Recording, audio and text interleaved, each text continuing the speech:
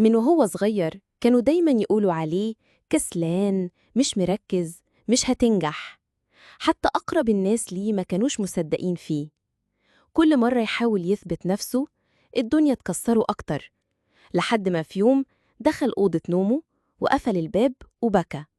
بس وهو بيبكي بص لنفسه في المراية وقال: أنا تعبت من إني أعيش بصورة الناس عني. أنا هصدق نفسي وهشتغل على حلمي حتى لو كله ضدي. من اللحظة دي بدأ يتعلم من اليوتيوب، ياخد كورسات ببلاش، ويصحى قبل الفجر يشتغل على مشروعه.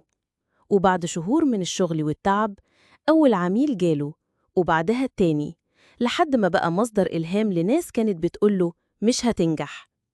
افتكر دايماً، اللي بيغير مصيرك مش كلام الناس، دي اللحظة اللي تقرر فيها تصدق نفسك. استنوا، ما تنسوش تعملوا لايك وشير سبسكرايب عشان يجيلكم كل جديد.